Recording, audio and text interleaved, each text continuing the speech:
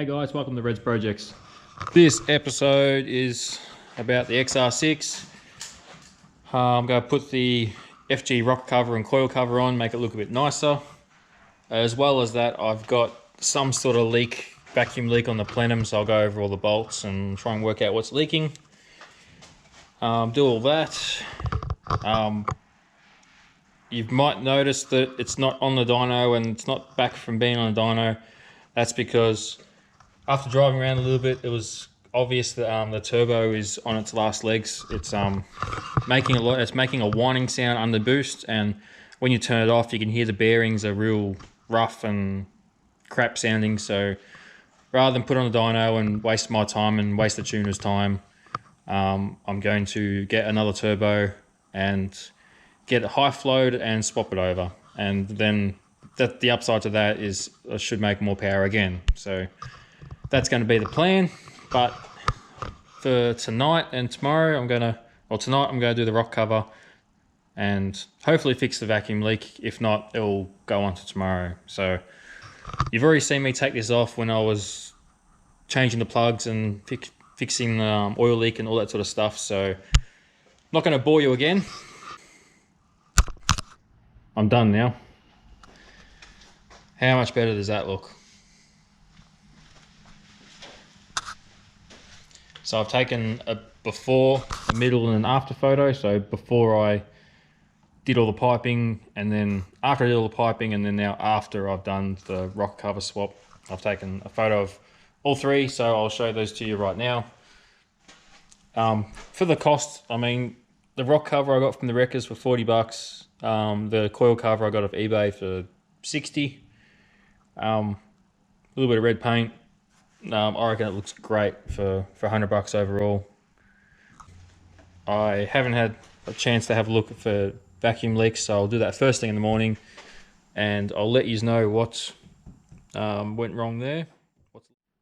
Good morning, welcome back. I think I found my leak.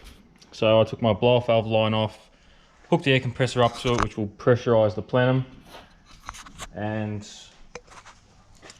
you can kind of see all the bubbles and stuff there.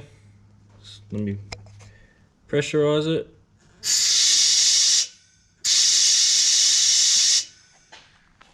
So it's leaking from throttle body gasket, which is great because I thought it might have been the plenum or the inlet manifold. So this one's easy to get to. Luckily the rock cover gasket kit came with another one, so that's handy. I think I know what the issue is. I think the holes in the plenum aren't deep enough and the bolts are too long and they're just bottoming out because they nip up really tight, and yeah, it feels like they're bottoming out rather than tightening up. So it should be an easy fix. Just got to pop this off, take the bolts out, check to make sure the gasket's not blown out because I might have broken it, and I'll shorten the bolts a little bit and put it all back together. Alright, looks like I was right.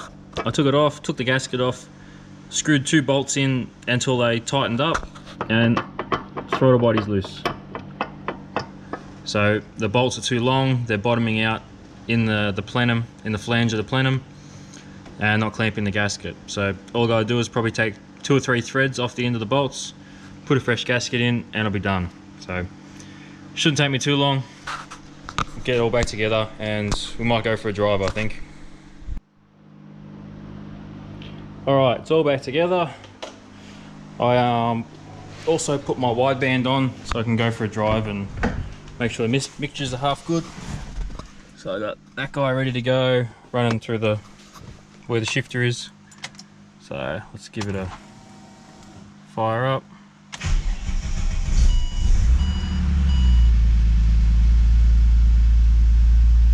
Beautiful.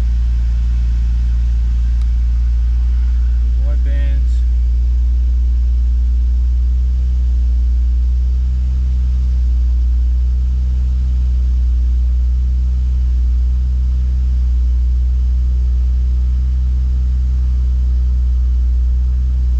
Beautiful. Never had the wideband on this car before because I've never been able to tune it, so I've never really seen the point, but now that the plenum's on, I'd like to take it for a drive and at least give it a little bit of abuse and make sure it's not leaning out or anything stupid. So it'd be interesting to see a lot of the mixtures and stuff compared to my ute, how it cruises, how it idles, all that sort of stuff. So I'll quickly pack up and we'll go for a quick drive. Alright, we're on the road. I've given it a couple of little pulls and the mixtures seem pretty good, kind of in the mid-11s. So got some quiet road kind of coming up here. We'll give it a bit of a squirt and see what it does. That leak is definitely fixed and done. One of the signs, like I told it was leaking, was on the boost gauge, the vacuum, it was at 18 to 16 inches of mercury instead of 20, which normally idles at. So it definitely had a leak, and it made a really high pitch, annoying whining kind of sound at idle that would go away when you tap the throttle and bits and pieces. So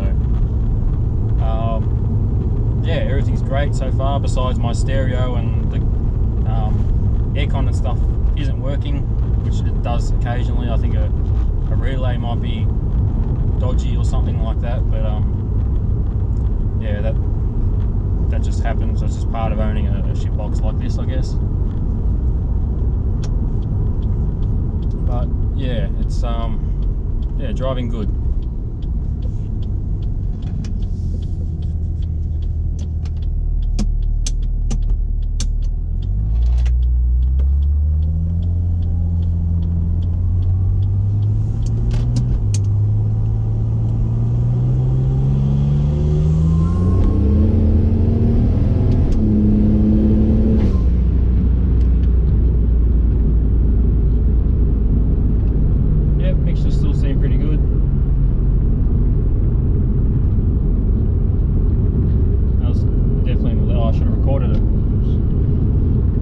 Wideband I got, the Innovate thing, you can record and like data log.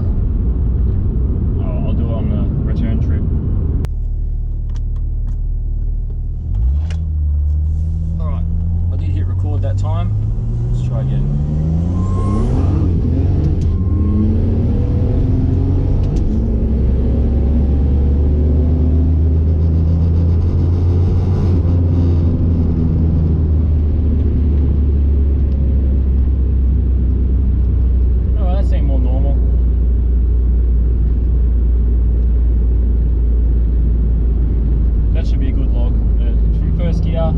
Hit the limiter a couple times, hooked up in second, rode second out, and then rode third out for a little bit, and then got off it.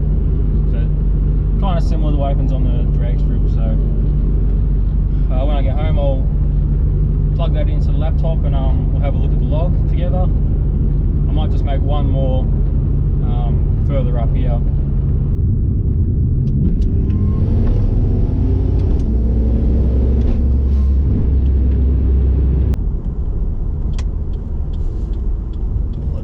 Get one more go at this and then get back to civilization, and there's no hope of doing anything fun.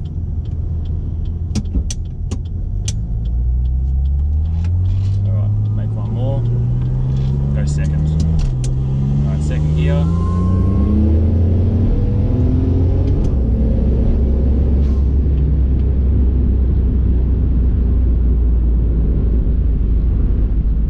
Oh, that's 3 logs we can look through anyway. Car does go good. Like, I mean, you floor it and the speedo just climbs. I think it probably doesn't feel that fast because I'm kind of used to the ute, which is loud, and at the moment with I've got skinny tyres on it, it seems to want to slide all over the road, so it's quite entertaining to drive. And this thing is just quiet and smooth, and auto as well. The converter lets you just get to peak torque and stay there, so it's quite deceiving how fast this thing is. I'll cut the video off here so I can open my window and get a bit of a breeze because the bloody aircon's not working. And I will see you back at home on the hoist. I'll show you what's next. So you just stay right there. Alright, so while the car's cooling down, I'll just quickly show you the logs. At about the 15.5 second mark is when I go full throttle. Drops straight down to 1160, 1170 at least. And goes along, and then it's probably at the 18.5 second mark, that little dip, that will be when I change to third gear.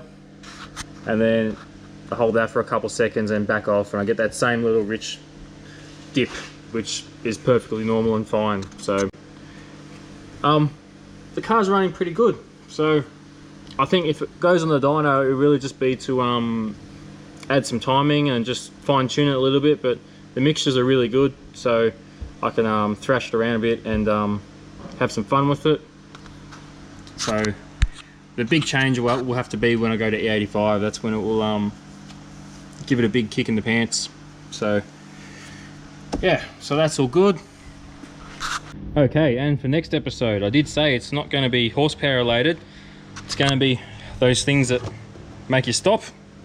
So this thing's had shuddering brakes for a long time, and I've just been too lazy to do anything about it. So I thought I might as well put discs and pads on it. And at the same time, I'm going to put the bigger BF or FG front discs, or territory size discs on it. So I figure you just have to buy these brackets to relocate the caliper a little bit further up for the bigger disc, but for the cost, it's a very cheap brake upgrade. So anyone that's got a BA with the small size discs on it and brakes and wants a relatively cheap upgrade, be sure to watch next episode, because this is simple, cheap, don't have to bleed the brakes, don't have to change calipers, nothing. You just have to buy the BF or FG discs, buy some relocation brackets, and just bolt them on. So that'll be next episode. That'll be probably after Christmas. Christmas is only a couple of days away, so I'm kind of getting busy and stuff, but that'll be next episode. And then make sure you stick around and look for make sure you stick around, because early next year it will be going on the dyno at some point, make more power, E85, all that fun stuff. The turbo seemed okay today. It kind of whined as it was spooling up, and then when it was full boost it was quiet. So I'm not too sure if it is buggered or if it's okay. So I have to talk to the tuner about that, and maybe show him a video and see what he thinks. But if it's fine, then it'll just go on the dyno the way it is, with some E85 in the tank.